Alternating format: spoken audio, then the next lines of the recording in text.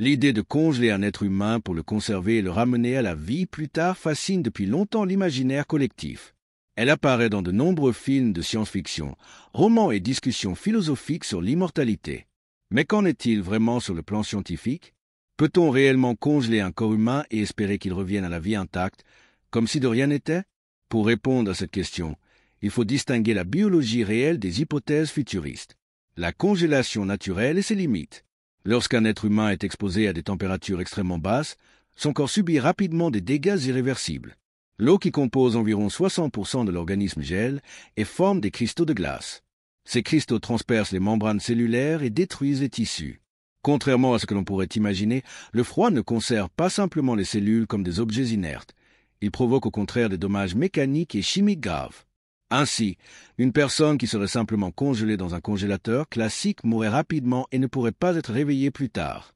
La cryobiologie et les organismes résistants. Cependant, certains organismes vivants parviennent à survivre au gel. Par exemple, certaines grenouilles, insectes ou bactéries possèdent des protéines spéciales qui empêchent la formation de gros cristaux de glace et favorisent une sorte d'hibernation cellulaire. Chez l'être humain, nous n'avons pas naturellement ces capacités. Mais la recherche en cryobiologie, la science qui étudie les effets du froid extrême sur les organismes vivants, tente d'imiter ces mécanismes. On utilise notamment des substances appelées cryoprotecteurs qui réduisent les dommages liés à la formation de glace. Ces techniques fonctionnent déjà pour congeler et décongeler certains embryons humains, spermatozoïdes, ovocytes ou tissus simples. La cryonie, une promesse controversée.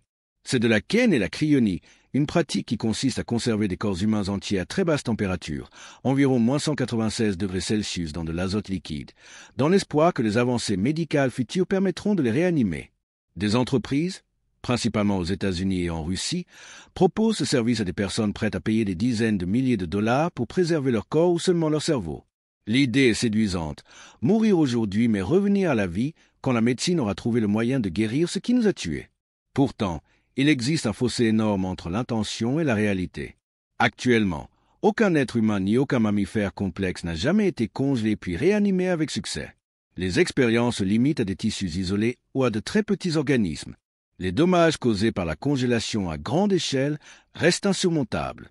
Même si la cryonie permet une conservation relativement propre, à très basse température, il n'existe aucun procédé connu pour ramener les fonctions vitales, réparer les membranes détruites ou redémarrer le cerveau. Les défis majeurs. Les obstacles scientifiques sont nombreux. La formation de glace. Malgré les cryoprotecteurs, il est extrêmement difficile de congeler un organisme complexe sans endommager les cellules. La réversibilité.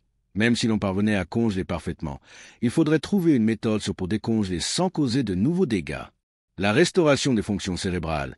Le cerveau est un organe fragile où l'information est stockée sous forme de connexions synaptiques. Même une altération microscopique peut effacer des souvenirs ou modifier la personnalité. L'aspect éthique et philosophique. Si l'on parvenait un jour à réanimer un corps, s'agirait-il toujours de la même personne, avec la même conscience? Une perspective futuriste. Certains scientifiques ne ferment pas totalement la porte. Avec les progrès en nanotechnologie, en médecine régénérative et en intelligence artificielle, on peut imaginer des outils capables, dans un futur lointain, de réparer cellule par cellule un organisme congelé. Mais il ne s'agit pour l'instant que d'hypothèses. La cryonie repose davantage sur la foi ou la science de demain que sur des preuves expérimentales actuelles. Conclusion. À ce jour, un être humain ne peut pas être congelé puis réanimé avec succès. La congélation provoque trop de dégâts cellulaires pour permettre la survie. Cependant, les recherches en cryobiologie ouvrent des pistes intéressantes, et la cryonie, bien qu'encore spéculative, nourrit l'imaginaire d'une immortalité potentielle. Pour l'instant, elle reste une promesse plus philosophique que scientifique, mais elle illustre bien notre désir de repousser les limites de la vie et de défier la mort.